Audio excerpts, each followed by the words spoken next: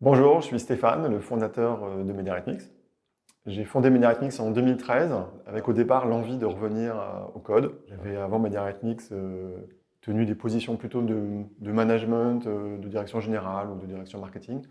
Et avec MediaRhythmix, j'ai eu envie de revenir à ma passion de gamin qui est de coder. Et le secteur du digital, de ce qu'on appelle digital advertising, du numérique, est au centre de l'économie, donc ça m'a tout de suite passionné. Et voilà, c'est comme ça qu'est né MediaRhythmix, qui est la concaténation de médias et de algorithmics. MediaRhythmix est une solution de ciblage de la communication auprès des consommateurs.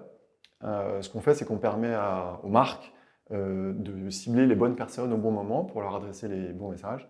Et on a un peu, quelque part, un rôle écologique dans l'écosystème aujourd'hui du numérique parce qu'on permet à la communication d'être ramenée à l'essentiel et de faire en sorte qu'il n'y ait pas de gâchis, pas de bruit dans la communication.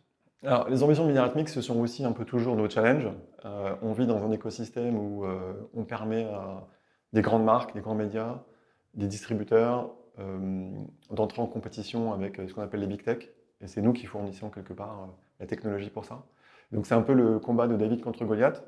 Mais avec les années qui se suivent, on est maintenant confiant dans le fait qu'on peut y arriver et qu'on continue à mener ce combat et à défendre une forme de souveraineté européenne sur tous ces sujets du numérique.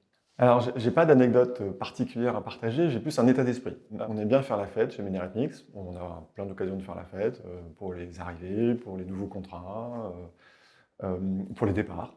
Et je pense que de mémoire, il y a très peu de fêtes où on n'a pas fait venir nos chères autorités de police. Alors, en tout bien tout honneur, ça s'est toujours bien terminé, mais voilà, c'est pour dire qu'on a beaucoup d'énergie et qu'on ne se retient pas dans ces moments-là. Et je pense que c'est un peu l'image de la boîte.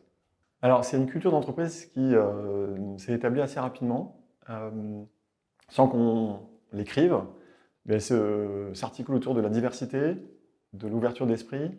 On a très rapidement, dans nos recrutements, fait appel à la règle du zéro sale con. On écrivait vraiment dans les prospectus, et donc parfois ça faisait souhait, mais c'était vrai. Et donc, ici, on fait attention à ce que les gens puissent se développer dans une ambiance qui soit à la fois bienveillante mais exigeante. Et quand on dit se développer, c'est-à-dire on est très content si ils arrivent à grandir dans l'entreprise, à prendre plus de place, plus de sujets. Mais parfois aussi, ils ont envie de partir, d'être entrepreneurs, de changer de carrière.